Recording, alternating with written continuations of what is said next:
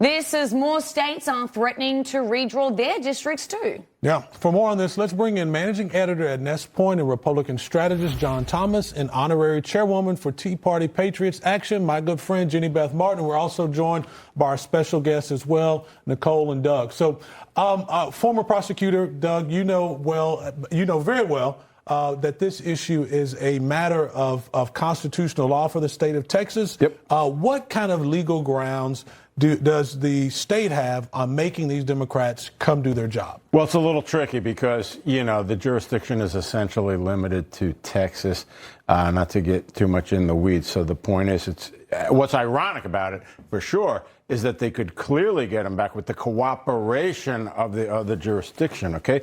But since it's such a political dust-up, not only do they not want to cooperate, they're going publicly saying, we're all in favor of welcoming them here, and all of that. It's really way more political than it is legal. So, it's interesting to see the FBI involved. I'm just not so sure what they can technically do. They clearly can't really place them under arrest, in my opinion. Well, that was also going to be my question. I'll just come to you, Nicole, on this as well. It's like you bring the FBI in, you think that they've committed a crime, and it's kind of, they're going to be, quote unquote, arrested.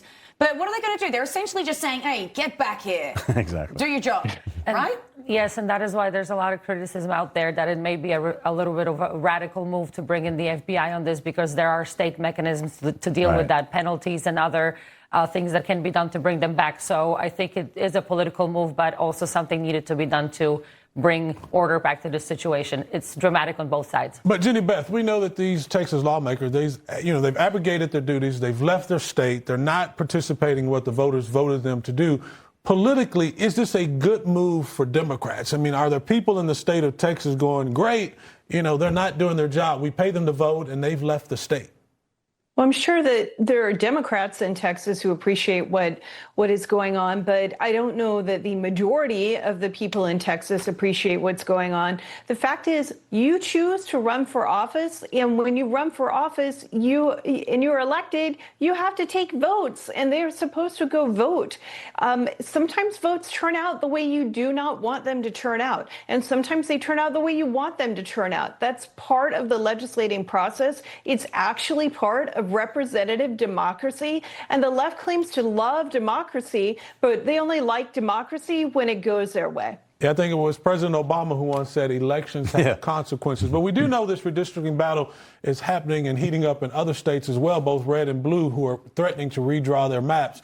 Take a listen in as Democrat strategist James Carville. He discussed how far he thinks this is going to go. The Democrats win the presidency, the Senate, and the House in 2028, which is not impossible. I don't know if you say likely or possible. I don't know what word but it's certainly not impossible. They are just going to have to unilaterally add Puerto Rico and the District of Columbia states. Does his sweatshirt say what it did? It say? I couldn't read it, but I said. Pull that back up. I like his style. He's like a 19-year-old skateboarder. Yeah, what do those initials say? I saw them. So, John, is the Raging Cajun right? Is this what we should expect Dems to do next? Look, the Dems, we know, will do anything. It's all about grasping raw power or trying to do it, right? They were willing to put President Trump in jail, take his liberty, all in the pursuit of defeating him for president. It never works.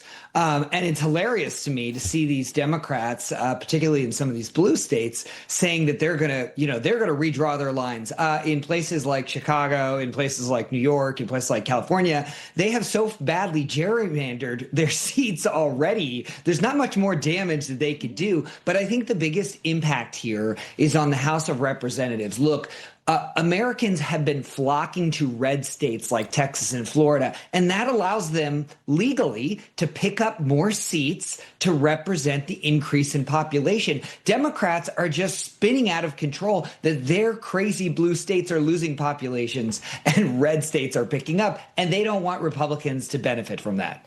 Yeah, I heard. So we were talking on the weekend. People were saying to me, some friends of mine were saying that Texas is where Californians go to escape, and Florida is where New Yorkers go to escape. I can testify to that as a Californian in Texas. Yes. There you go. So I want to talk about Anita Dunn, though, now, a close advisor to President Trump. She spoke... President Biden. President Biden, Yep. sorry. She spoke to the Oversight Committee, and saying that although Biden did age physically, which we can all agree on, he was still cognitively equipped to, quote, make well-informed decisions. So, Jenny, is this what you saw? Do you think he was making well-informed decisions over the last 4 years? I think that, as we see with many people who have dementia, he probably was better cognitively early in the morning than late at night. I'll grant him and all of his staff that. But no, do I think he was able to make well-informed decisions? I don't think he was able to even remember who to call on without a handwritten note telling which reporters to call on and what questions they were going to ask him. Everything was spoon-fed to him figuratively, and he wasn't well-informed. I think that the House needs to grant immunity to some of the people who are working in the Biden administration so they feel like they can tell what happened without somehow harming themselves and potentially putting themselves in legal jeopardy, so we can get to the bottom of it to prevent this from happening again in the future. Yeah, I have White House reporter friends, obviously, we all work in the same business, who have said that they used to have to submit their questions in incredibly early, and then they would go over them and find out which were the friendly questions and then ask them. And if you didn't ask the same question the same way that you wrote it, you were out. You were out. Yeah, you weren't called on again. Anyway, are we doing one more question, guys, or not? All right, we're going to pivot here quickly now because we have a date, and that is for President Trump's meeting with Vladimir Putin. It's going to be on August the 15th in Alaska, on home soil here. Let's get everyone's reactions. We're going to go to John for you. This is a big deal. Look, first step to resolving the war in Ukraine is a meeting. Look, Putin can't be trusted. But the good news is, President Trump is applying leverage with tariffs and sanctions on everybody who buys Russian oil. And shocker, now Putin wants to come to the table. So this is going to be tough. But if anybody could make a deal, it would be President Trump. Yeah. The producers just told me I was nuts for asking to get everyone's reactions when we had about 20 seconds left of the box. So we're going to leave it there. But panel, it's been fantastic spending time with you this morning. Jenny Beth Martin, John Thomas, we appreciate your insights today. Thank you so much for joining us. And Doug and Nicole, don't go anywhere. We need you back after the break. Thanks, guys. There's much more to cover on Wake Up America.